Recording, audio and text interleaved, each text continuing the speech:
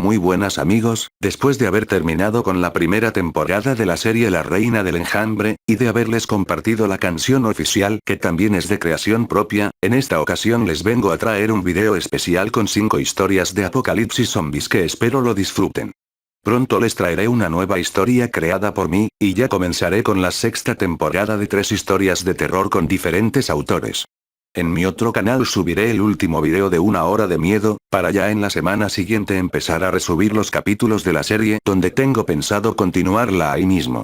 En uno de los comentarios vi que una persona me sugirió hacer un análisis de la serie, cosa que me interesó bastante, y de hecho pienso hacerlo, sin embargo, eso lo haré más adelante. Tal vez en algunas semanas más, ya que eso toma un poco más de tiempo en revisar cada episodio, tanto la trama, como los personajes, los diálogos, y lo avanzado de la historia. Quiero agradecer a la usuaria Bruja Maruja, quien fue la que me mandó las imágenes de los 3 protagonistas de la serie, y quien me colaboró en la composición de la canción oficial, y en parte de la música de fondo que usé en la mayoría de los capítulos, y que por supuesto seguiré usando en la segunda temporada, incluyendo otras canciones nuevas que he hecho. Los links de mi otro canal y de mis redes sociales se encuentran como siempre en la descripción. Bueno amigos, sin nada más que agregar por el momento, disfruten de los relatos.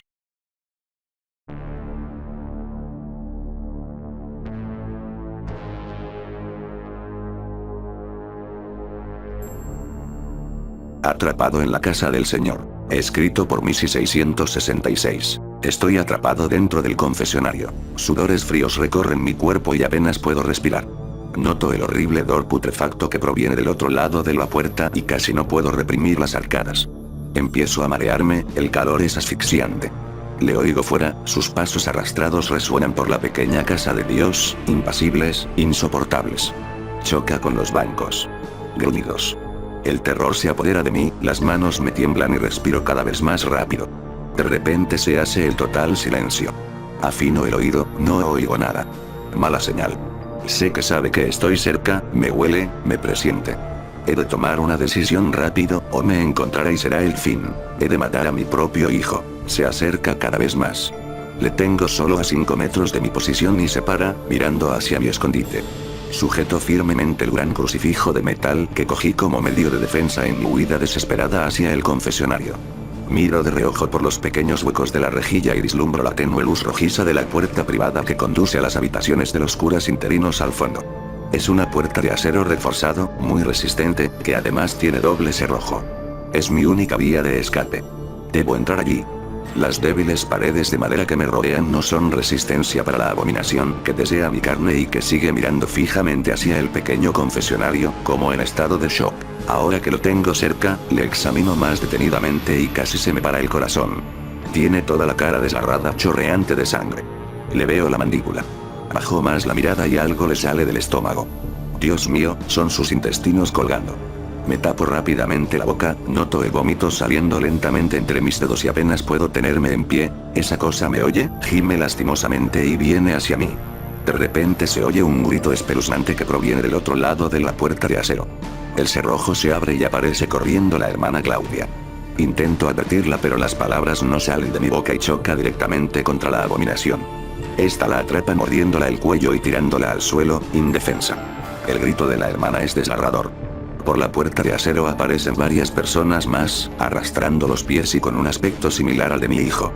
Se unen a él en una orgía de sangre, vísceras y huesos. Me atraparán, estoy seguro, descubrirán mi escondite y me devorarán como a la hermana. Solo de pensarlo me tiemblan las piernas. Evalúo la situación.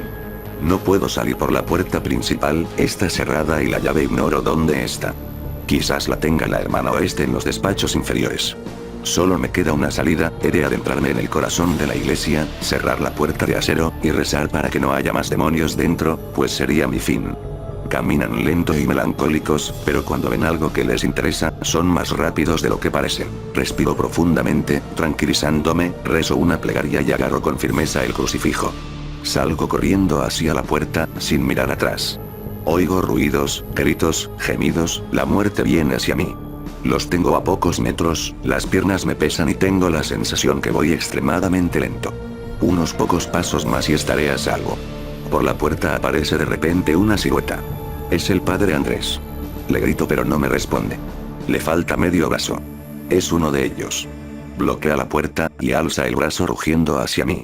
Espeluznante. Antes de que me agarre, le empujo hacia un lado con una fuerza que no creía tener. Entro dentro del salón, me doy la vuelta y creo ver a la hermana levantándose a lo lejos. El padre sigue en el suelo intentando levantarse, con el brazo extendido hacia mí. Mi hijo y los otros están ya demasiado cerca a pocos pasos. Cierro la puerta, echo los cerrojos y muevo una mesa apoyándola en la puerta. Me derrumbo oyendo los aporreos en la puerta, los gritos y los gemidos de esas cosas que ya no son humanas. Mi hijo es uno de ellos. Empiezo a llorar amargamente en mi escueta seguridad. Dios, ¿qué clase de locura es esta que se ha apoderado del pueblo? ¿Cómo has permitido que esto ocurra?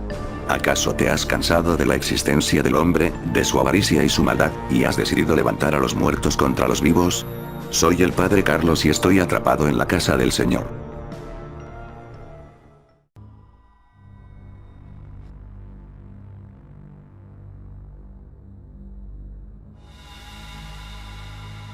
La maldición de Motave. Escrito por Missy 666. Motave avanzaba sigilosamente entre los frondosos bosques de su selva.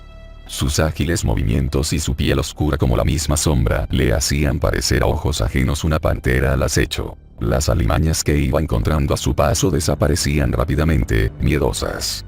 Motave era el chamán de la tribu, era la propia fuerza de la naturaleza y como tal era temido y respetado por toda vida animal del lugar. Siguió caminando, con paso firme, decidido. Su objetivo no estaba lejos y necesitaba llegar antes del alba. Los hombres blancos conocerían el poder de la naturaleza, vengativa y letal. Para darse fuerzas del acto atroz que estaba a punto de cometer, recordó cómo los hombres blancos habían violado, torturado y asesinado a la hija del jefe de la tribu, solo por diversión. Cómo iban destruyendo a velocidades desproporcionadas la zona selvática cercana con sus enormes máquinas, arrasando flora y fauna por igual. Los hijos de la tribu, cazados como animales. Las aguas contaminadas provenientes de la zona de las máquinas dificultaban aún si cabe más la supervivencia. No, esos malignos seres blancos habían llegado demasiado lejos. Era hora de la venganza. Divisó ya cerca las luces que delataban el campamento de los hombres blancos, los gritos de los trabajadores y el ruido de las máquinas cortando los árboles. Incluso oyó risas. Toda la tranquilidad de la selva nocturna se había evaporado.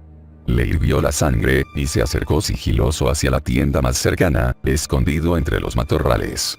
Pasaron varias horas, y el sonido del campamento poco a poco se fue apagando. Motave esperaba entre las sombras, inmutable y estoico, esperando hasta que el último de los trabajadores se fue a dormir. Tan solo la hoguera central iluminaba tenuemente el campamento, y hacia allí se dirigió Motave, silencioso como la sombra. Sintió su calor en su piel en contraste con el frío de la noche. Se agazapó junto a ella, mirando hacia las tiendas en busca de movimiento y al no ver nada, abrió su viejo zurrón. De él sacó una vieja y espeluznante estatua de unos 5 kilos con caracteres indescriptibles.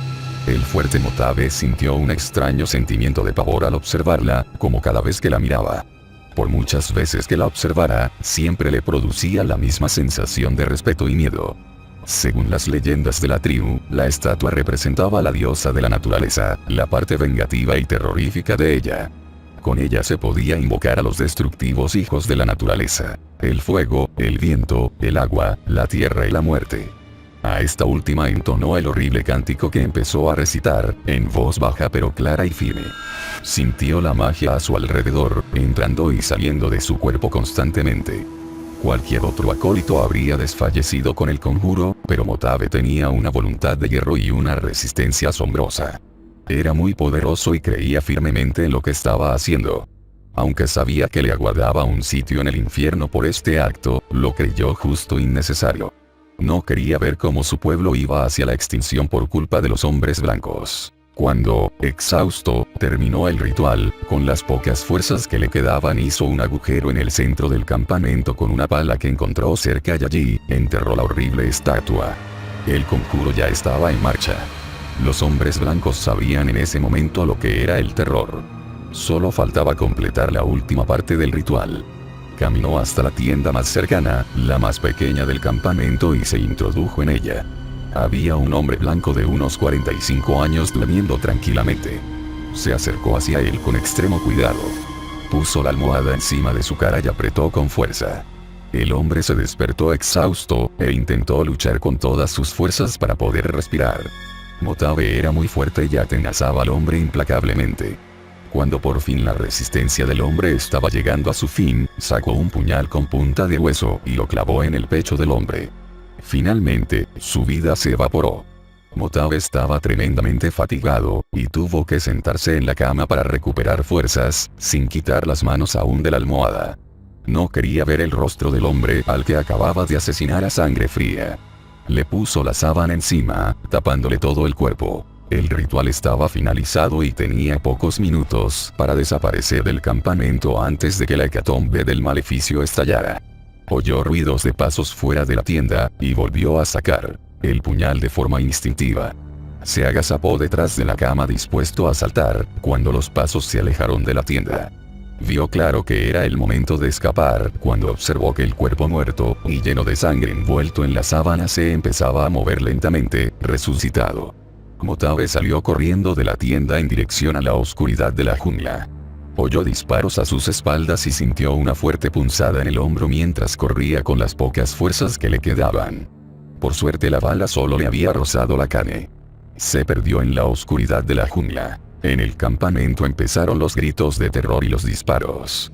El hombre blanco había sido castigado. Motabe supo demasiado tarde las terribles y apocalípticas consecuencias de sus actos.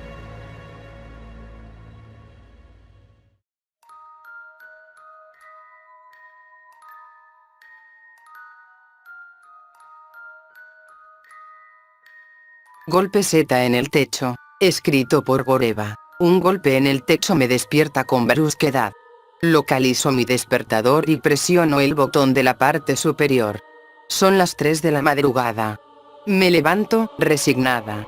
A ver cómo vuelvo a coger el sueño, mierda de vecinos. Otro golpe, ese como más alejado, más débil.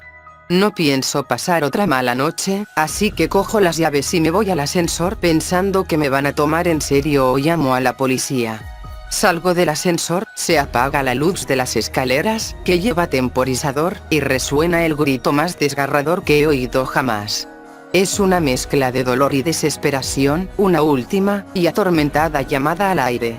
Un gruñido nasal y gorgoteante, ahogado a la mitad, y la estupidez me lleva hacia la puerta de donde salió aquello. Está entreabierta. Respiro hondo lamentando mi maldita curiosidad, y la empujo. El suelo rebosa de cristales y las paredes chorrean agua. Alguien debió reventar el acuario contra la puerta, lo que explicaría el golpe y el caos, pero allí no hay peces. Unos pasos más allá distingo marañas de pelo marrón y gris mezcladas con restos de carne y pegotes de sangre coagulada. Veo por ahí una parte aplastada de la cabeza de un perro pequeño, con la pelambrera apelmazada y un ojo de mirada vacía que me mira petrificado, rodeado de astillas y pedazos de madera de las sillas y la mesa del salón. Al doblar hacia el pasillo central advierto la atroz escena que inunda todo el corredor y un sollozo ahogado escapa de mi garganta. Busco con la mano izquierda la pared para apoyarme en ella y no desfallecer, pero queda demasiado lejos. Oigo un ruido al fondo y me tapo la boca. Me miro las manos, me toco la cara. Sangre. Está todo el suelo empapado y lo que queda de un rostro de niña regordeta me mira con una mueca de espanto y la mandíbula desencajada. Atisbo parte de un ojo desprendido, un gran arañazo recorriéndole la frente hasta la oreja derecha y varios dientes a su alrededor, flotando en sus propios jugos corporales. Permanece estirada, con las piernas dentro de la primera habitación que queda a la derecha, y la cabeza, lo que queda intacto de ella, en un ángulo antinatural, medio apoyada contra la pared, torcida con el cuello en forma de L y no solo los dientes están fuera de lugar, tiene todo el abdomen desgarrado y otro sollozo, o un gruñido, proviene de la habitación de más al fondo. Mis manos tiemblan y mis piernas dudan, pero consigo a cruzar. Y al pasar casi me llevo entre los dedos varios mechones de pelo con trozos de cuero cabelludo adheridos a la pared. La habitación de donde provienen los ruidos queda a la derecha, justo al lado de la pequeña. La alcanzo, y me asomo con cautela. La habitación está efectivamente iluminada con una luz amarillenta, parpadeante. proviene de una lamparita de noche medio caída. Y me quedo petrificada al ver una cama de matrimonio, profanada por un engendro infernal que, en cuclillas, se inclina sobre el cuerpo de una mujer que permanecía estirada a todo lo ancho, colgando por los extremos, salvo una pierna que, cercenada por la zona baja del muslo, con los huesos sobresaliendo, astillados, yace a los pies de la cama. La cabeza cae oscilante, sujeta por escasos jirones de carne y parte de la estructura ósea de la garganta y el cuello, pero separada del resto del cuerpo en varios centímetros, vacilante. Y el torso no hay apenas órganos en su interior, desperdigados por la cama, las paredes y el suelo, y alguno más que permanece, al menos en parte, dentro de la boca de la criatura, y lo mastica sin cesar como el que masca un chicle duro, o como el que come un caramelo de los que se pegan a las encías, atiborrándose con la carne fresca, goteante, de su víctima. Incluso veo entre los dientes ennegrecidos restos de cabezas y raspas de pequeños peces. El ser parece ser un hombre mutado o algún tipo de animal humanoide, con las facciones hinchadas, incluso sangrantes por múltiples fisuras, rasgaduras de la piel supurante.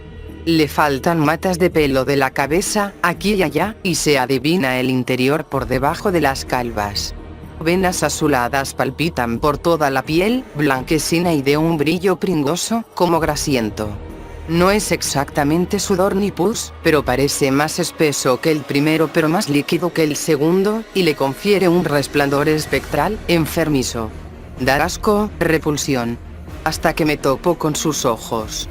Son una explosión de sangre, doloroso solo de mirarlos. Teñido de rojo púrpura, el interior del ojo es un todo vivo, se dilata y se contrae como un reptil retorciéndose en un espacio limitado, furioso, encolerizado. Semeja una cuenca vacía con líquido animado, rojo y negro, variando la intensidad de sus matices por momentos.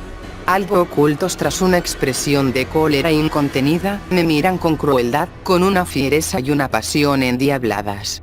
Manifiestan puro deseo, anhelo, hambre. Ante el sonido de mis sollozos, el extraño ser de ojos exaltados flexiona la espalda hacia atrás en un movimiento imposible hasta casi doblarse por la mitad, y me mira con tal brutalidad que me hace flaquear. Olfateando en mi dirección, se relame los fluidos y cuajarones que cuelgan de sus labios y su barbilla chorreante, con glotonería, entornando aún más los ojos y exhibiendo una sonrisa fría y burlona. El cabrón se está deleitando, y no solo eso, no me he fijado hasta este momento en que está desnudo, y ahora que lo veo estirado, de rodillas sobre las ruinas humanas que aún quedan sin roer bajo él, me doy cuenta de la tremenda erección, inflamación, o no sé cómo llamarlo, que padece. Está excitado, plenamente satisfecho. Y a la vez quiere más, necesita mi carne, ambiciona comerla, desmenuzarla, e ingerirla lentamente. Ese gesto, todo lo que transmite su mirada y su expresión corporal, son el culmine de lo insoportable. En unos segundos me vuelvo y recorro el pasillo, casi cayendo sobre la niña al patinar en su jugo. Atravieso la puerta, bajo las escaleras sin levantar la cabeza y, encogida, cruzo la entrada de mi vivienda hasta caer agotada de rodillas en mitad de la sala, vomitando todo lo que tengo en el estómago.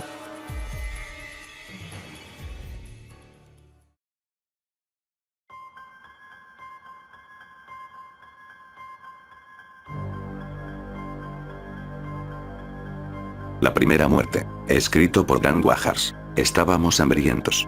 Por entre las ventanas tapiadas del segundo piso mirábamos a los zombies deambulando, depredadores lentos y raquíticos en la última etapa de la infección, capaces de mutilarse a sí mismos con tal de tener algo que masticar. Los veíamos persiguiendo perros famélicos. Tuvimos un zombi vestido con terno sentado en nuestro antejardín toda una noche, meciéndose y canturreando una canción de moda de cuando yo tenía 10 años. Eran personas como nosotros, incluso en ese estado patológico eran capaces de conectarse con alguna parte sobreviviente de sus recuerdos. Hablábamos en susurros mientras planeábamos un asalto al supermercado. Papá no podía moverse con una pierna enyesada. Mamá era una inútil al borde de la catatonia. Las gemelas estaban fuera de la ecuación. Solo quedaba yo, joven, sano y apetecible, el único capacitado para hacer la tarea. Trazamos muchos planes y nos decidimos por el más simple. A primera hora de la mañana me preparé para salir, con mi traje de ciclista reforzado para evitar fracturas y mascadas, guantes y botas de milico que compré en la ropa usada, más el casco de motociclista que mi padre guardaba como único tesoro de su juventud, porque el mío se quebró la última vez que bajé de cabeza por unas escaleras cuando intentaba lucirme frente a unas minas del colegio. Me armé con un fierro pesado, la mochila a la espalda y desclavamos las tablas de la puerta de atrás. Mi bicicleta seguía tirada allí donde la dejé bajo el sol de la primavera el día que nos acuartelamos. Me moví por un costado de la casa y eché a correr por la calle en mi bicicleta, esquivando vehículos atravesados y cuerpos mordisqueados. El olor a cadáver era nauseabundo y el sol arrojaba un primer rayo tímido por sobre la cordillera entre las nubes de moscas. Encontré decenas de zombis moribundos en el camino, la mayoría apenas podían moverse, los dientes expuestos luego de comerse sus propios labios, rugiendo un alarido que les moría en la garganta seca cuando me veían y no podían alcanzar su desayuno.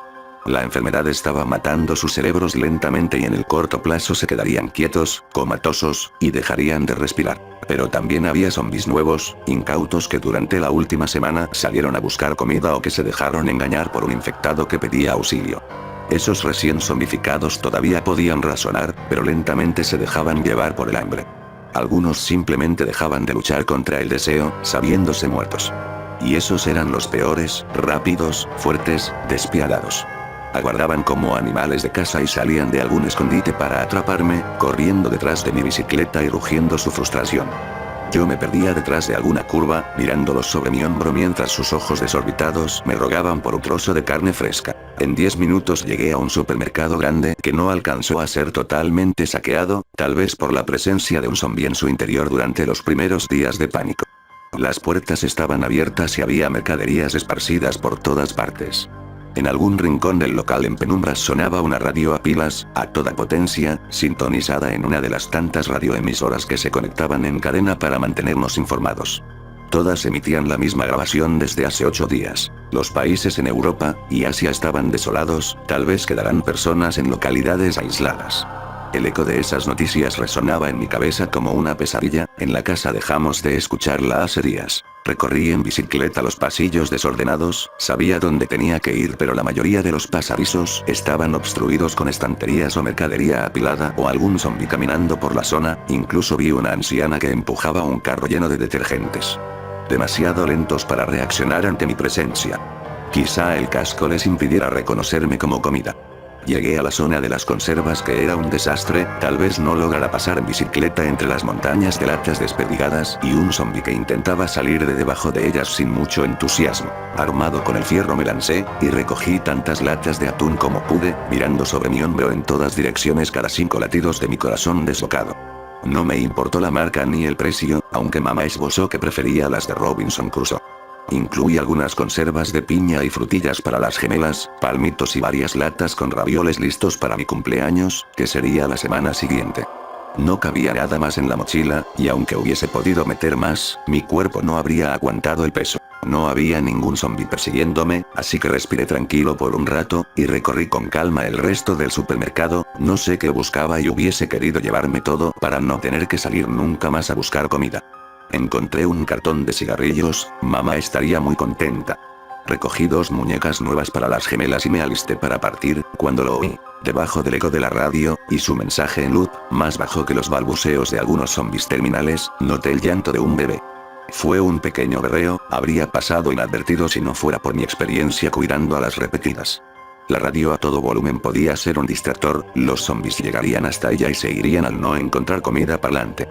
O podía ser una trampa. El bebé debía estar en otra parte. Seguí recorriendo el supermercado, ahí lo escuché otra vez y reconocí la dirección, hacia la panadería del local. Me acerqué sigiloso, el fierro en alto, y traté de abrir la puerta, pero estaba trancada. ¿Alguien en casa?, pregunté en un susurro, lo suficiente fuerte para que me oyeran del otro lado. Oí al bebé que estaba allí dentro, gruñendo su descontento. Un bebé vivo y seguramente uno o más adultos con él. Papá me daría una paliza por lo que iba a decir. Ay Dios, si no están infectados, tengo un refugio seguro y comida. Oí movimiento. Me alejé de la puerta y esperé, mientras un zombi lento me miraba desde el final del pasillo de los cereales. La puerta se abrió y del otro lado se asomó una mujer sin labios y ojos desorbitados, cargando a un bebé pequeño de bracitos rosados, bien arropado y para nada desnutrido. Me puse en guardia, pero la mujer no hizo nada para atacarme. Dejó al bebé en el suelo y lo observó una vez más, acarició su carita con manos enguantadas en goma, me miró con los ojos que parecían furiosos y regresó a su escondite en la panadería, sin despegar la mirada del bebé. El zombi de los cereales avanzaba por el pasillo mirando el tentempié en el suelo. Recogí al bebé y me alejé pedaleando, oyendo los sollozos ahogados de la mujer y la protesta del zombi. Podía viajar en la bicicleta con el pequeño en un brazo y sostener el manubrio y el fierro protector en la otra, sería lento pero no imposible. Recogí un gran puñado de bolsas y las metí en otra bolsa grande junto con un tarro de leche en polvo. Ya no podía perder más el tiempo, el camino de regreso fue terrible. Seguí la misma ruta por la que venía y eso fue un tremendo error. Los zombis depredadores me esperaban, uno alcanzó la rueda trasera con su pierna y me botó de la bicicleta. Caí de espaldas sobre la mochila, el bebé comenzó a llorar, y eso llamó la atención del zombi más que cualquier otra cosa. Se lanzó sobre mí y lo recibí con las piernas flectadas, mordió mi pantorrilla por un lado de la canillera y lo empujé a un costado. Con el fierro en mi mano libre le di en el cuello antes que se levantara, su cuerpo saltaba del suelo con espasmos de epiléptico, pero ya no intentó atacarme. A lo lejos vi otros depredadores que corrían a todo pulmón, la pantorrilla me dolía demasiado, pero no podía quedarme allí. Subí a mi bicicleta, y terminé la ruta llorando por el dolor muscular. No había zombies cerca de mi casa, sino vecinos que intentaban robarme lo que traía en la mochila. Los reconocí, alguna vez tomé onces en sus casas, jugué con sus hijos, pololeé con sus hijas, asistí a fiestas y cumpleaños. Pero en una situación como esta no había espacio para la caridad, que Dios me perdone. Dejé la bicicleta en el antejardín y entré a mi casa, perseguido por una horda de personas hambrientas. Papá trancó la puerta y a pesar de su fractura, se las ingenió para clavarla rápidamente antes que los vecinos lograran entrar. Hasta los amenazó con pincharles los ojos con el mismo cuchillo que pinchaba a los zombies. Saber que personas sanas podían hacer más daño que un zombi me tenía con pesadillas desde el principio, lo vimos cuando mi padre regresó fracturado. Ahora los vecinos gritaban que les ayudáramos, pero en sus miradas veíamos el instinto criminal de alguien que no quiere morir. Al poco rato se dieron por vencidos, cuando varios zombis depredadores aparecieron por la calle alertados con el alboroto. Mamá estaba boquiabierta por la sorpresa que traía en mis brazos. ¿No que querías un nieto?, pregunté. Las gemelas estaban fascinadas, ni les importó que les trajera muñecas nuevas o piñas en conserva. Papá gruñía con el ceño fruncido, tal vez pensando en la boca extra que alimentar, pero no parecía del todo descontento. Un bebé en el hogar, un sobreviviente. Un niño varón de sexo masculino. Conté la historia con lujo de detalles, de la madre zombie que no se comió a su hijo, y dejé para el final lo peor. Tengo una mordida. La alaraca que hicieron, sabíamos que de estar infectado, no se manifestaría de inmediato. Aún así la noticia era un golpe para la familia y mamá rápidamente se llevó a las niñas al segundo piso. Revisamos mi herida, la marca de los dientes era impresionante, amoratada, pero no había sangre. En teoría no estaba infectado, pero eso no se podía saber todavía. Así que establecimos una cuarentena para mí, preparándonos para lo peor. Papá no quería, mamá casi ni me miraba, las gemelas tenían los ojos llorosos y se escabullían para abrazarme pero yo no las dejaba. Nos dimos un banquete, ravioles con atún. Mamá sazonó el de las niñas con pan rallado. En silencio me dije que era mi fiesta de cumpleaños adelantada, y me aguanté de llorar. Quería decir algún chiste, una típica broma de zombies en la mesa, pero no se me ocurrió ninguno. Mamá intentaba no mirarme con sospecha, pero cada vez que me movía ella saltaba espantada. Era mi funeral. Y sentía la boca rara, en pocas horas ya tenía la saliva espesa, y sabor metálico en la lengua. Era indiscutible, estaba infectado. Pensé en salir de la casa y esperar mi suerte en la calle. Sería lo mejor para la familia y para mí. Pero papá intuyó mis intenciones y me lo prohibió blandiendo un cuchillo, como si sirviera de algo. No estaba dispuesto a perder otro miembro de la familia, me recordó a mis tíos que vivían a 10 cuadras, cuando los vimos pasar por fuera con las dentaduras expuestas, y los antebrazos masticados. No teníamos más noticia de otros parientes y bien podían estar todos muertos. Si tenía que amarrarme a la cama, lo haría. Accidentado como estaba seguía siendo más grande, y más fuerte que yo. Le hice caso, pero sin ninguna esperanza. Él insistía en que en alguna parte alguien estaba trabajando en una cura. Yo intuía lo contrario. Esa noche la pasé en mi habitación sin dormir. En algún momento de la madrugada tuve que orinar por una rendija de la ventana, porque la puerta permanecía trancada. Tomé un cuaderno y mi linterna con dínamo, y escribí la experiencia, con la esperanza que las gemelas me recordaran como el hermano que las amó, y no como el monstruo que quizás se las habría comido si pudiera. La expresión de la madre del bebé rescatado me decía que sí era posible luchar contra la enfermedad, por lo menos en las primeras etapas. El día que siguió fue soleado y fresco, pero nadie podía sacarse la cara de culo. Ni siquiera la risa del bebé nos quitaba de la cabeza que había un muerto caminando dentro de la casa, una bomba de tiempo. Hicimos los preparativos, la logía era un lugar bastante seguro, con muros sólidos y puerta de metal. Con el colchón inflable del camping ocupando todo el espacio disponible.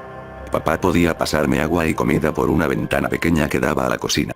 Yo hacía mis necesidades líquidas en un lavamanos y depositaba la caca en bolsas de supermercado. Me llevé todos los libros de la casa, las lecturas infantiles de las niñas y los tratados sociológicos sesudos de mi madre. Papá no tenía libros, con suerte leía los textos en la pantalla del televisor.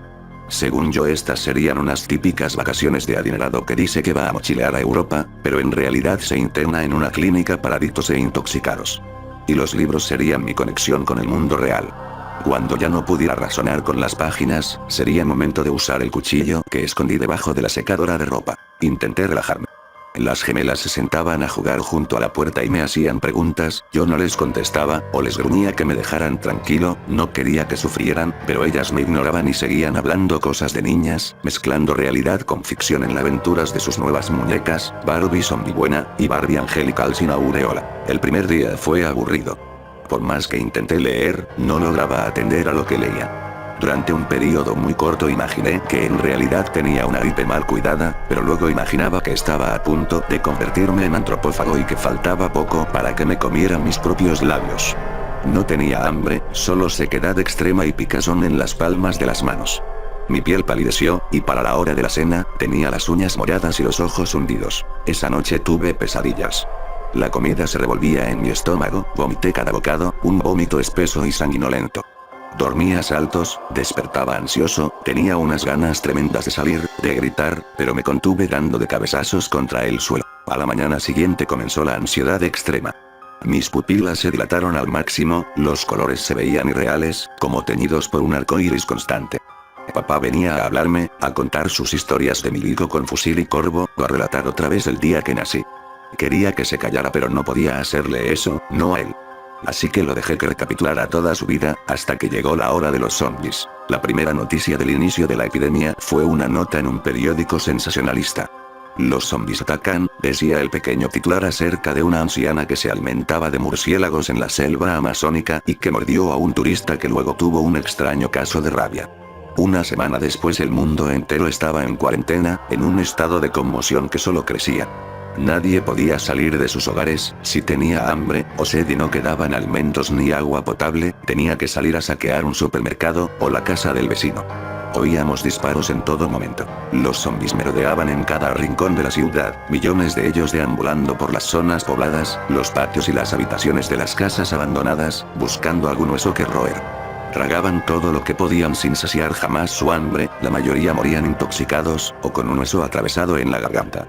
Los zombies representaban un peligro para sí mismos, pero a nadie le importaba. Mi padre con su entrenamiento del servicio militar durante los años en que estuvimos a punto de ir a guerra con Argentina, y su panza de camionero bueno para la parrillada, que según él era una reserva para tiempos como este, se fracturó la pierna derecha durante los saqueos al supermercado del barrio antes que lo incendiaran sus propios dueños. Alcanzó a que lo atendieran en una ambulancia precaria antes que se decretara el estado de sitio. Desde entonces traía un yeso lleno de dibujos, de historias de princesas y descansaba su robustez en el sillón del living, con varios cuchillos a mano y algunos palos y fierros en caso que algún zombi intentara colarse. Mamá parecía un cadáver ambulante, y si alguien la hubiera visto por la calle, habrían escapado en el acto o le habrían dado un tiro en la cabeza. No le quedaban fuerzas para gritar y tenía ojeras hinchadas y la piel pálida. Teníamos que obligarla a comer, mis hermanas hacían el juego del avión y a veces funcionaba, otras veces rompía en llanto o simplemente nos gritaba sin decir nada. Mis hermanas eran unas princesas gemelas de cabellera larga castaña y ojos inquisidores, que se peinaban y maquillaban frente a un trozo de espejo, y jugaban a que sus muñecas eran heroínas aniquiladoras de muertos vivientes, ahora Barbie Slayer, y Barbie Motosierra. Yo me la pasaba mirando el techo de mi habitación, no recordando canciones y escribiéndolas en mis cuadernos del colegio, o jugando con las gemelas, o ayudando a mamá en lo que pidiera, que no era mucho, o encargándome de la mierda que dejábamos en bolsas de supermercado que ya comenzaban a acabarse. En la casa solo quedaba arroz. Las latas de atún y jurel se acabaron. Nos tomamos el aceite a sorbos. Mamá encontró una bolsa sellada con pan rallado, para las niñas cuando ya no quedara nada.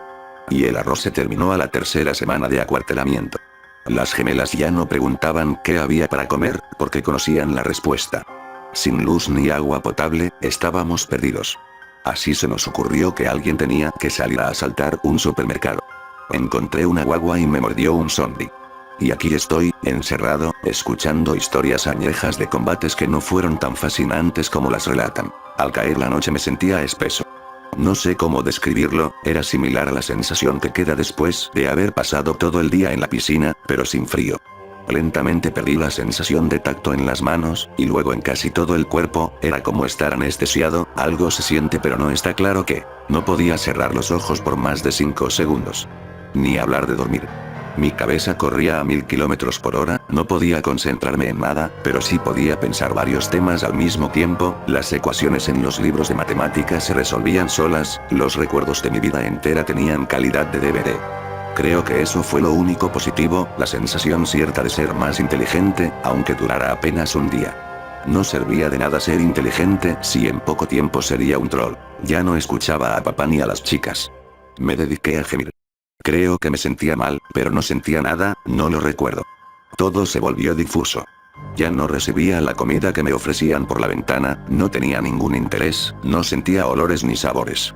No sabía si era de día o de noche. Comencé a mordisquearme los labios, levemente al principio, como en la época de exámenes cuando terminaba con heridas nerviosas. Y en cosa de pocas horas me los estaba mordiendo de verdad, con fuerza, sin sentir dolor. Miraba mis manos ensangrentadas, las lamía, un extraño sabor impregnaba mis papilas gustativas. No era delicioso, ni siquiera sé cómo describirlo, pero me tenía desesperado. Era el sabor de mi propia carne. Y lo disfruté. Y así acabé como cualquier zombie, sin labios, gimiendo mi vergüenza. No sangré demasiado, las heridas de mi boca cicatrizaron casi de inmediato. Entonces recordé el cuchillo. Lo busqué y no estaba. Enloquecí, di vuelta a todo, mis fuerzas me abandonaban pero aún así me las ingenié para hacer pedazos el colchón inflable. Papá me observaba desde la ventana, sus ojos llenos de lágrimas, pero firme. Alguien le hablaba y él respondía. Yo entendía perfectamente, pero es como si los significados hubiesen dejado de ser importantes. Sabía que en pocos días sería un imbécil. Y en algunas semanas estaría muerto. No me quedaba orgullo, no sin mis labios. Me comí la lengua hasta donde era posible. Ya pensaba en comerme la carne de la palma de mis manos, debajo de mis pulgares, cuando papá abrió la puerta. De pie, me dijo y sentí un pánico asfixiante. No por miedo a que me hiciera algo, sino por terror a que yo intentara hacerle algo a él, a mi padre, a mis hermanas.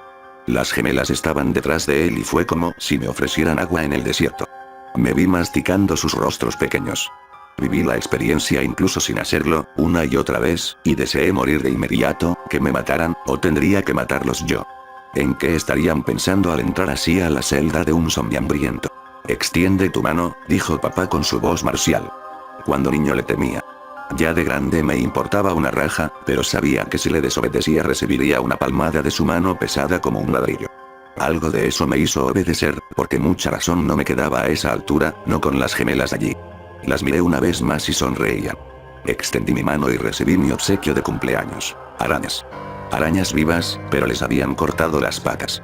Haz que te piquen, dijo papá. Creo que me pasé demasiados segundos mirándolo, perplejo. Si de verdad quería que muriera, esa iba a ser una muerte lenta. Hazlo. Por favor, confía en nosotros. Las gemelas sonreían. Papá no tenía ni una pizca de miedo, confiaba plenamente en mí. En su hijo zombie. Apreté las arañas contra mi antebrazo, supongo que me picaron porque inmediatamente sentí un cosquilleo. Nos quedamos así, observándonos mutuamente por no sé cuánto tiempo. Tal vez esperaban que dijera algo, pero no podía, no sin labios ni lengua. Pasó un minuto, luego otro, y seguíamos mirándonos. ¿Ya no nos quieres comer?, preguntó papá y fue como si me echaran un balde de agua helada encima. En mi antebrazo se dibujaba una roncha ennegrecida, y a su alrededor la sensibilidad regresaba con un cosquilleo agradable. Miré las arañas machucadas y me las eché a la boca. Creo que reí, mi cerebro comenzaba a reaccionar como si despertara después de una noche de juerga descomunal. Volvía a ser yo, minuto tras minuto dejaba de ser un zombie. Abracé a papá, y de verdad no quise morderlo. Estaba tan feliz, me agaché para abrazar a las repetidas y vi sus sonrisas, sin labios. Mis princesas, convertidas en zombies. Todavía se veía en sus bracitos las marcas que dejaron las cuerdas con las que las amarraron a sus camas. Me abrazaron, me mostraron sus lenguas, al menos algo no se había perdido, y rieron. Sus risas eran como campanas de Navidad. Papá y las gemelas me condujeron a la sala. Allí mamá, sin labios la pobre, ni siquiera para fumar, mesía al bebé, una criatura delgada, casi cadavérica, que tomaba leche de su mamadera. Él nos contagió, dijo papá sin una pizca de rencor. Lo miré, alto y fornido como siempre, ahora sin su panza de camionero, y apenas cojeaba. Tenía las pupilas dilatadas del infectado pero mantenía sus labios intactos. De hecho estaba más delgado, y se veía como el Rambo que recuerdo de niño. Quise preguntar cómo se dieron cuenta. Hice la mímica, una araña caminando sobre la cabeza de las gemelas. Y papá solo apuntó a la radio a pilas, destatalada pero aún funcionando, ahora con el volumen bajo para no despertar al bebé. Arañas de rincón, la toxina de su picadura ha demostrado tener una eficacia casi inmediata contra los efectos del virus. Puede encontrarlas en lugares oscuros, entre medio de cachureos en el patio, debajo de la cama, y detrás del armario, donde sea que guarde cosas que no han movido durante años, allí están. Basta con la picada de una sola, la cura existe. Y es algo tan simple como las arañas de rincón, la toxina de su picadura. Nos pusimos a saltar en la sala, y despertamos al bebé. Pobre criatura afortunada, pasarían varias semanas antes que pudiéramos salir a la calle. La picada de una araña nos daba suficiente toxina para una semana y éramos una familia grande. La piel alrededor de la picadura se caía como cera y teníamos que hacer curaciones diarias, pero sanábamos pronto, demasiado rápido. Papá comenzó a hablar del uso militar del virus zombie, que ahora todo tenía sentido. Salimos a cazar arañas al patio, y las casas deshabitadas de los alrededores, hasta nos vimos obligados a pelear con algunos zombies, de los pocos que quedaban. La situación nos parecía casi ridícula, nos sentíamos poderosos, invencibles. No podían contagiarnos porque ya estábamos contagiados. Éramos más rápidos y más inteligentes. Después de un mes encerrados, rodeados de muerte y miseria, era natural que nos sintiéramos eufóricos. Nuestros vecinos nos temían. ¿Cómo no? Nosotros hacíamos un gesto de pulgares en alto y rogábamos a Dios porque no hubiera ningún chiflado con una escopeta. Con papá salíamos en bicicleta, su pierna ya estaba curada, y el ejercicio le hacía bien. Recorríamos el barrio en busca de víveres y arañas. De paso aniquilábamos a los zombies terminales, ya intentamos una vez recuperar a uno con picadas de araña, pero el resultado fue penoso, el pobre estaba mejor muerto. Un fuerte golpe en la nuca, o en la tráquea era suficiente, era lo más piadoso que podíamos hacer por ellos. Y cuando nos perseguía algún zombi vigoroso, le lanzábamos encima una red de tenis y lo inmovilizábamos en el piso para darle una dosis de arañas.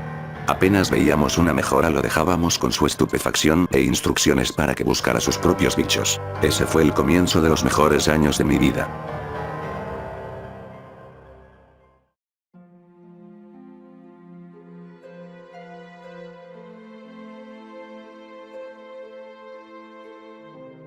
Sombras. Un cuento de zombies. Escrito por Ernesto Vega. Este fue un extraño experimento literario, fallido por supuesto, pero que hasta ahora se me aparece en pesadillas.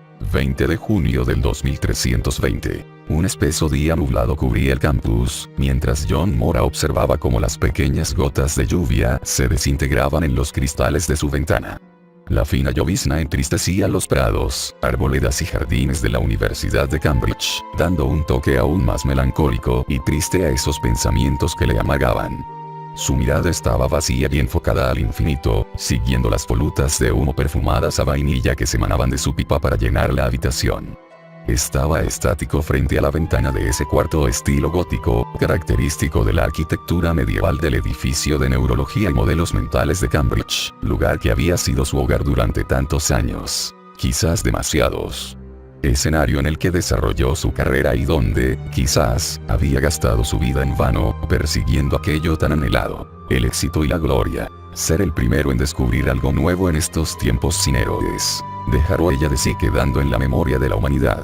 Afán fanático de los hombres de ciencia y equivalente agnóstico de la inmortalidad religiosa. Sin embargo, sus investigaciones le condujeron más allá de lo esperado, por lo que se sentía arrepentido de iniciar alguna vez tales estudios. Pero el desafío fue tan grande, el tema tan apasionante y su ambición tan fuerte que no pudo dejar su obra hasta completarla. Mas al final del camino, en vez de gloria, no le esperaba sino la amargura, la desilusión y un pánico mortal ante esa realidad insospechada que él develó. 20 años trabajó en el tema. 20 penosos e interminables años, hasta que al fin su preciada máquina estuvo terminada. Y todo para que ese largo y penoso esfuerzo se redujera a un mísero instante de gloria, seguido del ridículo más cruel. Entonces, cuando ya nada podría estar peor, llegó el terror. Mas solo él se dio cuenta de las verdaderas implicancias de aquel experimento público que destruyó su carrera, pero que abrió su mente a una realidad siniestra. Seguía lloviendo en el campus de la antigua Universidad de Cambridge, ubicada en el sur de Brasil, casi en la frontera con Argentina, centro principal de estudios y contactos de los científicos del sur del mundo. Fundada varios siglos atrás, Cambridge era la típica universidad de la época, un centro de investigación solo para profesionales, sin alumnos que importunaran los pensamientos de los intelectuales. No había maestros que dictaran cátedra, sino solo investigadores que efectuaban sus búsquedas con eficiencia mecánica. Ya el mundo se había cansado del elitismo de antaño, cuando solo unos pocos eran elegidos para estudiar en las universidades y luchar por obtener esos rectángulos de cartón que les convertían en profesionales calificados para dirigir sus sociedades y ganar dinero. Hoy todo el mundo estudiaba en casa y solo los exámenes se rendían en centros de certificación. Para hacer un experimento o una actividad física, los estudiantes se dirigían a locales especializados, donde arrendaban por horas un laboratorio de física, un cuarto de edición multimedia o, incluso, una morgue. Esto había liberado a las universidades de esos modestos adolescentes indisciplinados que amalgaron a los sabios de antaño. Ya no había fronteras en este planeta donde gentes de todo el mundo vivían mezclados en todos los rincones de los 5 continentes. Solo 2 horas de vuelo separaban las antípodas, viaje cuyo precio no superaba el de una compra de alimento semanal. Era un mundo nuevo donde la cultura universal había sucedido a la occidental, y donde las razas humanas se habían fusionado en un solo pueblo de infinita variedad. En ese mundo Latinoamérica había perdido mucho de sus características distintivas, preservándose algunas tradiciones solo como atractivos turísticos. La gente de la región hablaba inglés y pensaba como el resto del mundo. Cambridge era una más en la red de universidades de élite que cubría el planeta. Lugares donde los científicos trabajaban y competían ferozmente. Esta rivalidad consumía la energía de los investigadores del siglo XXIV, pues algo no había cambiado en la naturaleza humana, algo inmutable ante el progreso: la ambición de ser grandes. Y con miles de millones de personas en el mundo, preparadas en los más avanzados conocimientos técnicos, artísticos, deportivos y científicos, destacar era una tarea difícil en extremo. Solo unos pocos en cada generación conseguían el ansiado trofeo de la fama y la inmortalidad.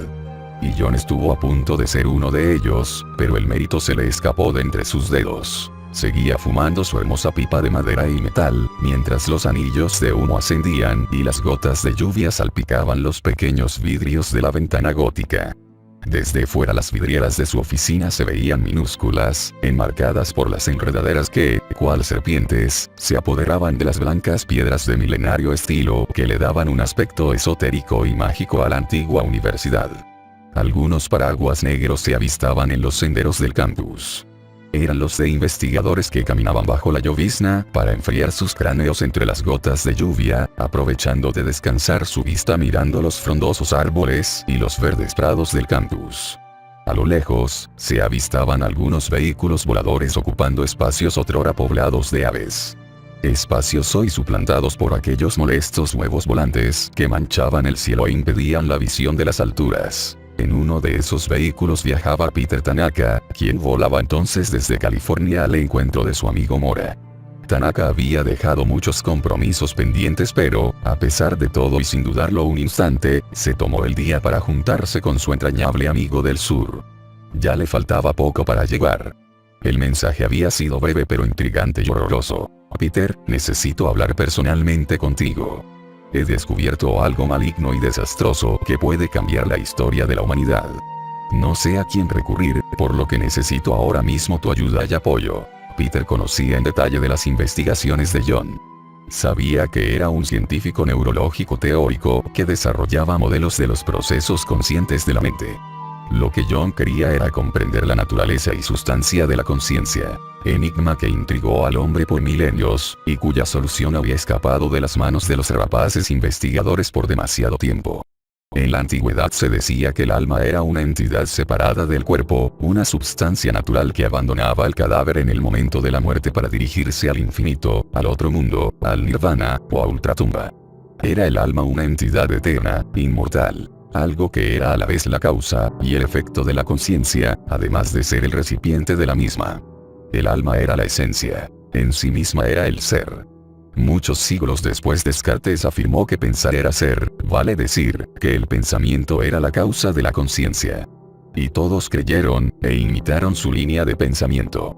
Una suposición que parecía tan inocente a la vista de los descubrimientos que John Mora acababa de realizar. De creer a Descartes nos veríamos obligados a aceptar que todo ser pensante era consciente.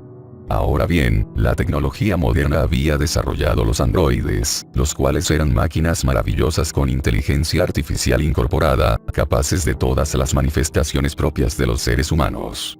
Con los androides estamos en presencia de máquinas capaces de pensar, gracias a los modelos mentales que tienen integrados. Con ellos los androides crean poemas, música y matemática en forma autónoma, con la habilidad y sensibilidad de un genio de carne y hueso. De acuerdo a Alan Turing, un científico inglés de mediados del siglo XX, una máquina que pudiera imitar todos los procesos mentales de un ser humano consciente al punto de engañar a un observador humano, era de hecho un ser consciente. Basado en eso, otro científico del mismo siglo, Marvin Minsky, llegó a afirmar que el alma humana era el cerebro, y que este a su vez no era más que un kilo de carne.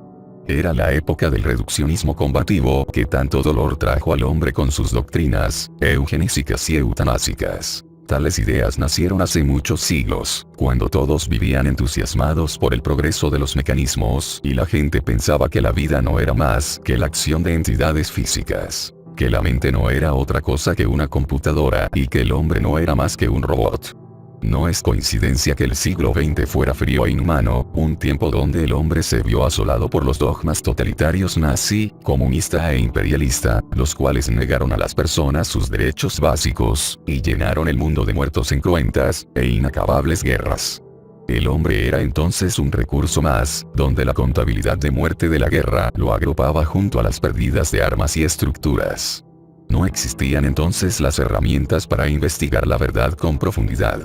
Pasaron muchos siglos para que tal estado de cosas cambiara. John Mora tuvo la oportunidad de acercarse al tema gracias a su mente brillante, verdadero genio entre sus pares y cumbre del pensamiento humano. John era un ser extraordinario, aun cuando la fama no le acompañaba, sino más bien el desprestigio y el ridículo eran el sello de su vida. Ahora bien, después de 20 años de investigaciones, John sabía que las máquinas de inteligencia artificial y otros artefactos mecánicos no eran más que juguetes de feria, y no máquinas conscientes. Esto lo había demostrado al apuntar su detector de conciencia contra tales mecanismos, verificando que los patrones de la supuesta sensibilidad marcaban cero, tal lo hacía una roca o cualquier agrupación de materia inerte. 20 años atrás, John había llegado a Cambridge como estudiante graduado en una universidad de un país ubicado más al sur, cerca de la Antártica. Había seguido religiosamente cada uno de los cursos que tomó en su especialización en modelamiento neurológico. La matemática le había fascinado con sus nuevas ideas sobre la manera en que los sistemas caóticos del cerebro se ordenaban en forma armónica, siguiendo los patrones descritos por aquellas hermosas ecuaciones diferenciales que vibraban en su mente y en su imaginación. Las que tenían la clave para entender cómo se formaba la conciencia. John usaba una anticuada pizarra para su trabajo, en la que con un simple lápiz trazaba día tras día esas fórmulas que le permitirían, en un futuro no muy lejano, construir su máquina de demostración. Al final aisló 3 de estas ecuaciones parciales en las cuales encontró la clave. Las matemáticas que John usaba no eran muy modernas realmente, pues ya se conocían hacía varios siglos atrás, y hubieran causado el desprecio de un especialista. No obstante, eran bastante conocidas en el modelamiento neurológico de la época. Lo que realmente diferenciaba los modelos particulares de John era su simplicidad y la característica de ser originales. En una palabra, brillantes. Describían con maestría y belleza cómo se organizaba la información en el cerebro. ponían en evidencia cómo de una serie de eventos totalmente aislados, y sin ningún control central ni sincronización, evolucionaba a un estado integral y unitario. Mostraban claramente cómo, bajo ciertas condiciones muy especiales, una máquina podía comenzar a percibir, describiendo cómo un procesador de datos se transformaba en un ente que podía no solo calcular y medir, sino que sentir dolores, colores y sensaciones. De más está decir que un ente que siente es un ente con alma. En un principio sus trabajos se hicieron conocidos por el desarrollo de métodos para construir androides un poco más inteligentes que los convencionales. Robots que podían ver un poco mejor, distinguir mejor las formas y los patrones, construir mejores modelos tridimensionales del medio en el cual se desplazaban, facilitando así su programación y abaratando los costos de aquellas complejas maquinarias omnipresentes en el mundo moderno. Ese fue el trabajo que le permitió adquirir prestigio, y que le dio para vivir una vida relativamente cómoda. También le atrajo por varios años la admiración de sus colegas, admiración que estaba menguando. John no se conformó con sus éxitos parciales, e insistió en proseguir las investigaciones hasta el final. Después de años de esfuerzo llegó a reducir su modelo a un entramado de 20 ecuaciones que mezclaban las relaciones diferenciales con relaciones discretas. De entre estas había 3 fórmulas que le llamaron poderosamente la atención al deducirlas, pues la combinación, de escasos términos pero entrañable belleza, le dio la clave para entender finalmente qué era la conciencia. Estas ideas las había explicado en la fallida conferencia en términos simples. ¿Qué es la conciencia? Había dicho. Sino la sensibilidad al mundo. Toma en cualquier sistema, cualquier grupo de materia mineral, vegetal, animal o maquinaria, y contra ella aplique en un pequeño castigo, como se hace al pincharla con un alfiler. Si pinchan una piedra, planta o animal y este evento gatilla dolor, estamos en presencia de sensibilidad, vale decir, conciencia. Sin embargo, el dolor es algo que solo lo percibe el ser en forma aislada, apartado del mundo exterior. Los sistemas que son capaces de percibir dolor no pueden transmitir tal sensación al exterior. Entre el observador y el objeto de estudio se alza el abismo de 2 mundos paralelos desconectados. El universo percibido por el objeto de estudio no se toca en ningún punto con el del observador, más que por el canal común que representa el espacio físico, que reúne a ambos entes en un mismo escenario. Ambos sistemas, observador y objeto, están en un mismo medio físico, pero viven en universos sensibles diferentes, sin conexión alguna entre sí. Desde tiempos inmemorables la gente se dio cuenta que la realidad se vivía desde dentro de los entes conscientes. Ahora bien, los entes conscientes más simples son aquellos capaces de percibir el mundo. Y la forma más básica de percepción es la sensación de dolor. Pues bien, un ente que percibe dolor también puede potencialmente percibir placer, que no es más que otra cosa que un dolor modulado de manera diferente. También un ente que percibe dolor es capaz de percibir matrices de dolor, o bien matrices de placer. Estas derivan, en forma relativamente simple, en matrices de luz que permiten la visión, matrices de vibraciones sonoras que derivan en la audición, y en otras matrices que soportan los sentidos del gusto, el tacto y el olfato. Además, la naturaleza usa matrices para modelar el interior de los cuerpos de los organismos, transmitiendo esa información hacia los cerebros, haciéndolos conscientes de sí mismos. Todo esto le da a la entidad sensible la percepción del mundo externo y de su propia presencia en él. Vale decir, le da conciencia a todos los llamados sentidos, no son más que moduladores secundarios a la sensación básica que es el dolor. Las fórmulas de la conciencia que he desarrollado explican claramente que la sensación de dolor es la más simple de todas de las percibidas por los seres que tienen conciencia. Esta sensación produce un cambio objetivo y estructural en la percepción de la materia. Un cambio tan sutil y sorprendente que es difícil de explicar en palabras y que solo se entiende cuando se estudian mis ecuaciones en detalle. Se trata de un equilibrio dinámico entre lo finito y el infinito. Un paso del mundo material limitado y estático al mundo infinito del consciente autorreferencial. Para demostrar esta teoría dediqué años al estudio de los efectos de la conciencia en el mundo físico. De esta forma podemos materializarla y estudiarla como si fuera una entidad objetiva, lo que en verdad no es. La conciencia se da solo en un proceso dinámico que es soportada por una estructura física cambiante y caótica, la cual tiene la forma material de una variación geométrica muy especial de los campos establecidos alrededor de la base material, el que puede ser un cerebro elaborado, un sistema nervioso simple, u otros mecanismos. Estos campos crean un espacio modelable en 25 dimensiones, el cual es objetivo y tiene realidad física, por lo que es visible al medir los cambios en patrones cuánticos. Eso es lo que hace mi máquina. Desarrollé un método para medir y graficar tales cambios. Ahora bien, mis investigaciones me condujeron aún más allá. Estudiando las ecuaciones básicas de la conciencia, he podido demostrar que no existe otra forma de generarla más que la provista por mis fórmulas. No hay manera de crear seres conscientes si no se rigen por las fórmulas que descubrí, sean estos humanos, animales o alienígenas. Por lo tanto, la inteligencia artificial de nuestros robots y androides jamás será capaz de producir conciencia, sino que solo se limitará a imitar sus derivados, como lo es, por ejemplo, la inteligencia. Esta última es un efecto mucho menor que la conciencia, y que no es más que un mecanismo de resolución de problemas, por lo que puede imitarse a la perfección por máquinas. En consecuencia, las presunciones originales de la cibernética y de Descartes son falsas. El ser no es pensar sino sentir. Luego de desarrollar mi máquina detectora de conciencia, empecé a estudiar todo tipo de seres, tanto vivos como artificiales. En los minerales tales como rocas y materias inertes no existen las estructuras magnéticas tan especiales de la conciencia. En otros, como en las plantas, tales estructuras son demasiado débiles para estar seguros si realmente representan una forma de conciencia. Pero ya en animales muy primitivos, como en las estrellas de mar, medusas y moluscos, las sensaciones de dolor y de percepción espacial modulada sobre el dolor, les permiten percibir el mundo externo de manera bastante compleja y objetiva, por lo que, sin duda, estamos hablando ya de un tipo de conciencia. Subiendo la escala evolutiva hacia los animales mayores, nos encontramos con conciencias complejas. Es así como en los peces se detecta una sensación de la realidad 1000 veces mayor que la que tiene, por ejemplo, un gusano.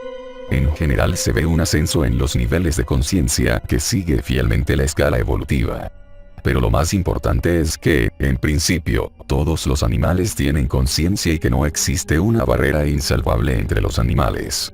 El hombre solo es el más consciente de los seres, aquel con la sensibilidad más desarrollada, pero no es el único que posee conciencia.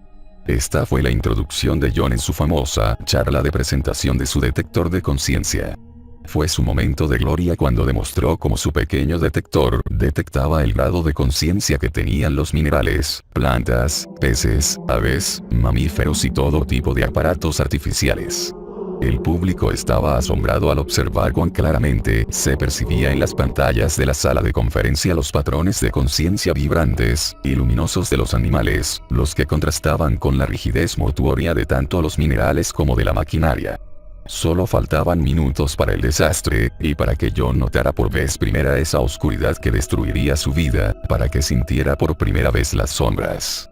El mundo de espectros, de muertos caminantes, de cadáveres que abandonaban sus tumbas, de zombies, y de golems. John seguía fumando, desprendiendo volutas de vainilla en el aire mientras continuaba lloviendo, las gotas salpicaban su ventana de pequeños cristales góticos y la bruma cubría la luz. El tiempo parecía haberse detenido. Peter Tanaka volaba cercano a su lugar de destino. Faltaban 10 minutos para aterrizar en Cambridge. Volando en su pequeño vehículo aéreo personal de 4 asientos, dirigido automáticamente tanto por las computadoras de a bordo como por las de control de tránsito, Peter no tenía mucho que hacer mientras pasaban las horas que separaban California de Cambridge. En estos momentos estudiaba en su computadora portátil documentos relacionados con el controvertido proyecto de ley que estaba promoviendo en California. Tanaka había dedicado casi toda su vida a la persecución de criminales, los que eran considerados el principal factor de deterioro de la calidad de vida de la gente. Algo que odiaba Tanaka era el crimen, y su esfuerzo legislativo estaba reduciéndolo significativamente. En esta época ya nadie consideraba a un criminal como un agresor moral o como directamente responsable de una falta inspirada por simple maldad. Desde hacía tiempo ya se sabía que los criminales lo eran por propensión genética, defectos embriológicos y de constitución cerebral, y en particular por fallas en la estructura del lóbulo frontal del cerebro. El criminal era simplemente un enfermo, un ser incapaz de controlar sus propios impulsos, y carente de la comprensión del mundo que tenía una persona normal. Siguiendo esta línea de pensamiento, Tanaka había conversado muchas veces con Mora respecto a la forma que tomaba la conciencia en los criminales. Y de esas conversaciones había nacido una profunda amistad al comprender que ambos, él y su amigo del sur, estaban investigando prácticamente lo mismo. Uno la conciencia en sí, y el otro la razón del comportamiento moral del hombre. ¿Debía el criminal ser castigado por sus crímenes o tratársele como a un enfermo? Hoy todo el mundo estaba de acuerdo con la segunda opción, pues todos aceptaban que el criminal era un tipo especial de enfermo mental. Debía, por lo tanto, mejorársele mediante injertos cerebrales y terapias intensas, mientras la sociedad a su vez se protegía de las recaídas y accidentes gracias a mecanismos autónomos que se injertaban en el cerebro del agresor, los que impedían para siempre que éste cometiera un nuevo acto de violencia. Estos chips eran a su vez dirigidos por la red global de control de criminales. Qué fantástico sería disponer de un medio, pensaba Tanaka, que permitiera detectar a aquellas personas peligrosas antes de cobrar sus primeras vidas. Con eso se podría mejorar la calidad de vida de las gentes. De acuerdo a sus conversaciones con Mora, sí existía la forma de desarrollarlo, derivado del sensor de la conciencia, y solo era un problema de financiamiento el que impedía desarrollar el detector de criminales. Buscar ese financiamiento era precisamente el tema de la última ley que estaba promoviendo Tanaka en California. Tanaka fue invitado por el propio Mora a la presentación en sociedad del detector de conciencia, esa misma conferencia que terminó en desastre. El volador de Tanaka se acercaba a su destino, mientras en el horizonte ya se dibujaban las torres góticas de la inmensa Universidad de Cambridge, ubicada en Río Grande do Sul, en Brasil, Sudamérica. Los pensamientos de Tanaka volvían una y otra vez a la escena que produjo el desprestigio de John. Todo había comenzado muy bien y la conferencia de prensa que dio John al concluir la construcción de su detector generó una expectativa mundial. Su imagen apareció en todos los medios de comunicación del mundo, mientras los periodistas especializados traducían a términos simples su descubrimiento. No fue extraño entonces que la presentación del invento ante la sociedad demandara un gran evento, el cual fue organizado y apoyado oficialmente por la Universidad de Cambridge, quien reunió a miles de personas a un gran estadio techado para ver las demostraciones en vivo, entre las cuales estaban científicos de todo el orbe. Entre el público se contaban numerosas estrellas del espectáculo, junto a figuras de la política y los negocios. La universidad no escatimó en gastos para mostrar al mundo que este hito trascendental en la historia de la humanidad se había realizado en Cambridge. El lema bastaba para describir el sentido del evento. Cambridge prueba existencia del alma humana. Toda esa parafernalia puso un tanto nervioso a John, quien era un tanto tímido y rehuía los eventos públicos grandiosos, por lo que tuvo que aplicarse a sí mismo una férrea disciplina para atreverse siquiera a presentar su invento. El evento consistió en una larga serie de charlas presentadas por decenas de expertos que expusieron todos los aspectos conocidos del modelamiento neurológico, la que tomó 2 días en completarse. Más de 30 conferencias distintas se sucedieron, presentando todo tipo de especialistas sus mociones en el tema de la conciencia. Desde la formulación matemática que mezclaba elegantes ecuaciones diferenciales con autómatas finitos, continuando por la explicación de los extraños campos electromagnéticos caóticos que delataban la presencia de una mente consciente, y finalizando con las más descabelladas doctrinas filosóficas y ocultistas. Se mostraron planos y prototipos de la mente, junto a todo tipo de ideas que cubrían el espectro completo del saber humano. Desde las religiosas, que asociaban la conciencia con el alma, hasta las físicas que trataban de explicar el mundo material como una simple operación de convolución entre conciencia y materia. Desde los trabajos de Einstein, un descubrimiento no producía tal impacto en el público general. Dictaban las conferencias todos los que tenían algo que decir sobre el tema, desde médicos hasta matemáticos y desde psicólogos hasta teólogos. Y el clímax de toda la serie de conferencias sería una demostración del detector de conciencia de John en una charla que le demandaría 2 horas. Después de 20 minutos de las consabidas introducciones formales e históricas, llegó el momento de presentar su invención. Esta era una pequeña pistola, con una pantalla, y unos cuantos indicadores, la que estaba conectada al sistema de proyectores de la sala. Empezó sus pruebas muy bien, despertando el asombro de la audiencia. John dijo: he aquí algunos de los seres y sistemas que probaremos en esta presentación. Partiremos con objetos que el sentido común nos indica que carecen de conciencia. Las rocas. Con calculado dramatismo, John apuntó su detector hacia una pila de piedras que descansaban en una mesita mientras en las pantallas aparecía una línea verde rígida y muerta, que demostraba que efectivamente carecían de conciencia. Después apuntó su detector hacia un vegetal, un gomero, el cual también mostraba una línea rígida alterada en algunos puntos por desviaciones minúsculas de su eje, que dejaron al público curioso de saber si esas ligeras alteraciones podrían estar revelando cierto grado de conciencia. El siguiente fue un momento dramático, cuando John acercó su detector a un pequeño gusano que se retorcía en una fuente con agua, provocando que en las pantallas apareciera una pequeña elipse azulada que vibraba rítmicamente. Esto, señores, nos muestra que el gusano tiene un pequeño grado de conciencia. Además, por la forma de la representación, podemos deducir que su conciencia es unidimensional. Vale decir, percibe solo una variable del mundo real. Luego un ayudante sujetó al gusano a un par de pinzas que le inmovilizaron para luego pincharlo con una minúscula aguja. De pronto la elipse de las pantallas se transformó en algo que semejaba a un engranaje, con colores que cambiaban del amarillo al violeta. John se apresuró a explicar que lo que estaban viendo en las pantallas era la representación de la sensación de dolor que el gusano sintió al ser pinchado por la aguja. Después apuntó su detector al más avanzado sistema de inteligencia artificial de su época. Un androide con todo el aspecto de un ser humano, el cual era empleado como guía por algunas empresas de turismo. Era un robot del que muchos científicos e informáticos afirmaban que estaba consciente. Basaban su postura en que el robot tenía almacenado un modelo del pensamiento humano en sus procesadores de información. Era un modelo tan avanzado que permitía al robot hablar con fluidez y naturalidad, incluso inventando ingeniosas bromas, lo que le hacía indistinguible a primera vista de un ser humano común. Tal robot, de acuerdo a la antigua tesis del matemático Alan Turing, debía ser consciente por definición. Sin embargo, cuando John apuntó su detector hacia el robot, la línea de conciencia en la pantalla aparecía tan plana como la que mostraron las piedras. Incluso el gusano presentaba más vitalidad, más sensibilidad, que la más avanzada de las máquinas inteligentes de esta época. No había nada en el androide que revelara conciencia, siendo indistinguible de un motor, de una cafetera, o de cualquier máquina corriente.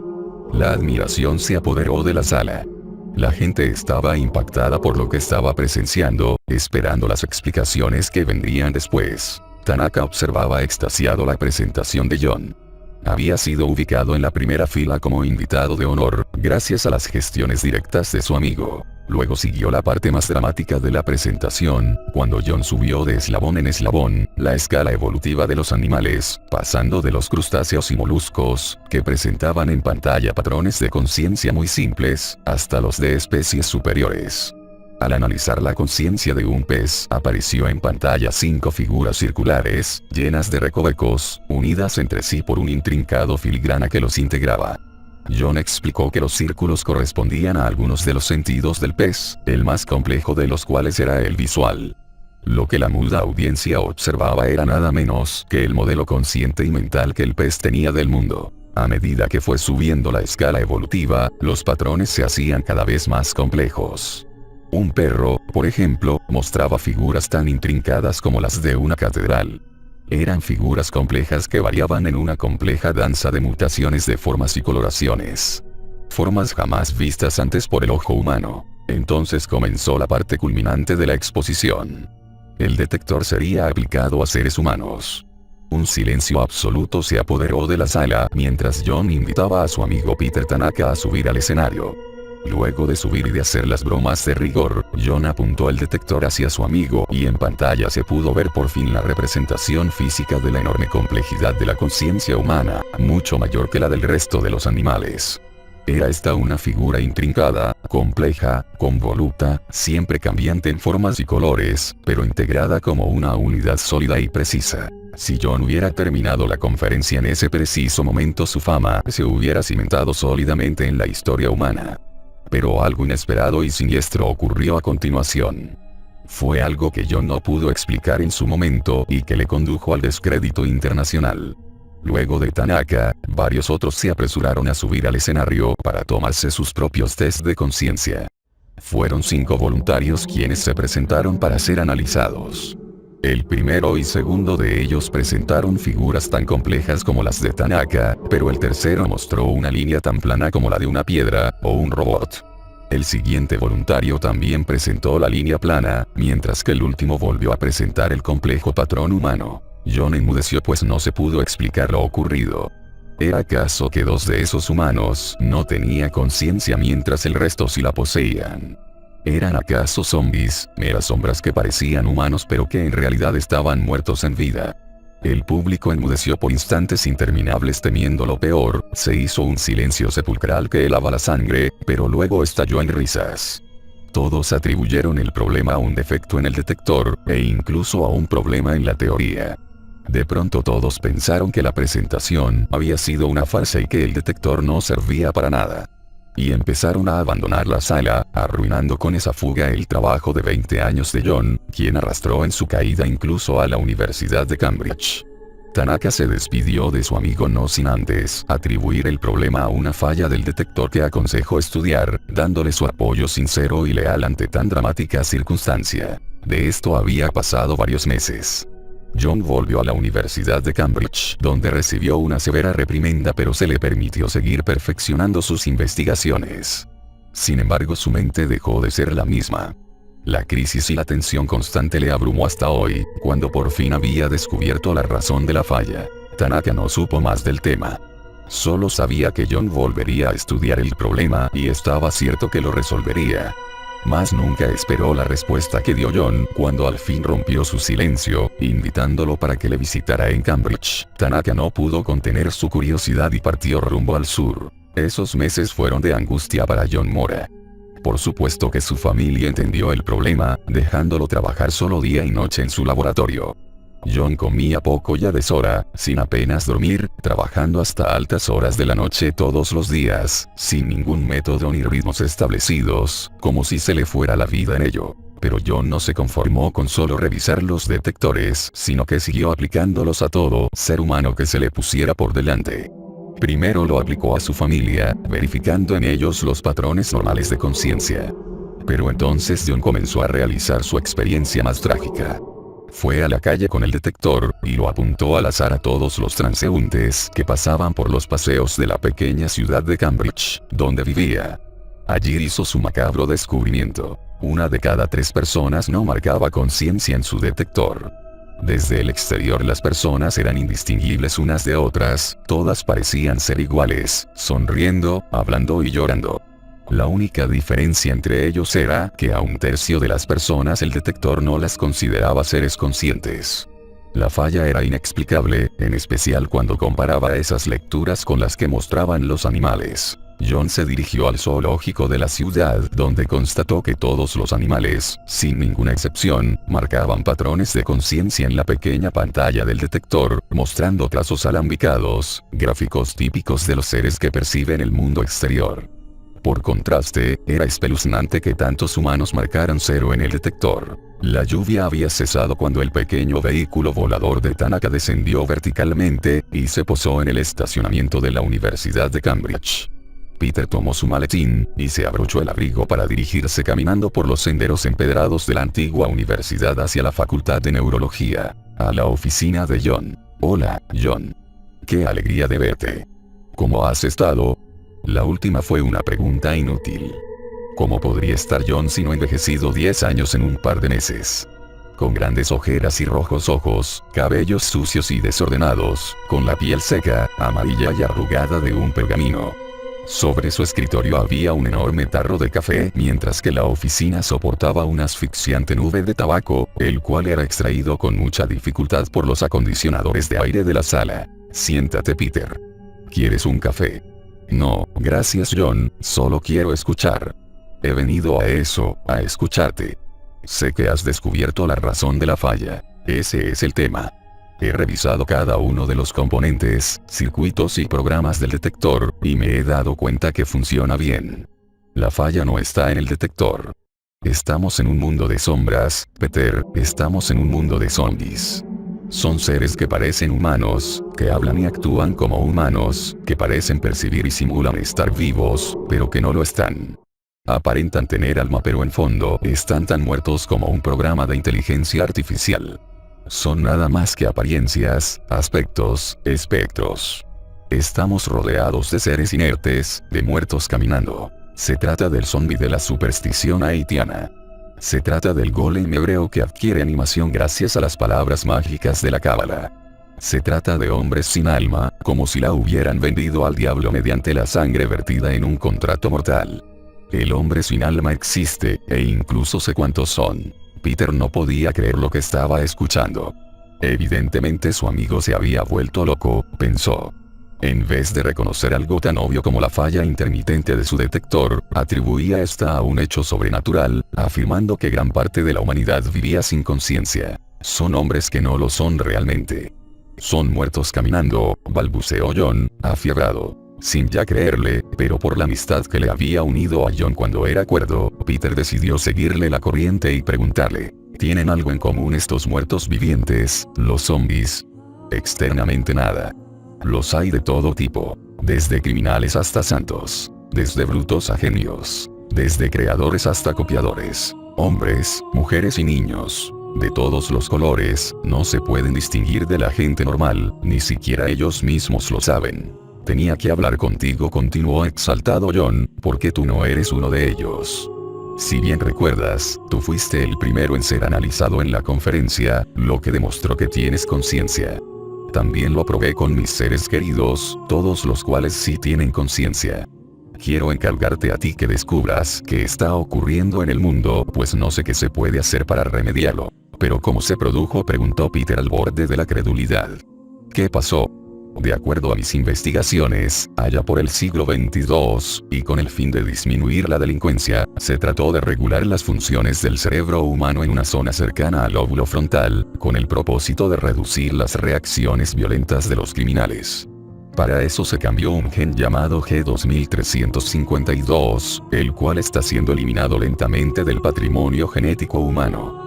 Como resultado de esto, el campo energético que caracteriza a la conciencia, la propia alma para algunos, se vio fuertemente afectado en su geometría, desapareciendo en muchos seres humanos.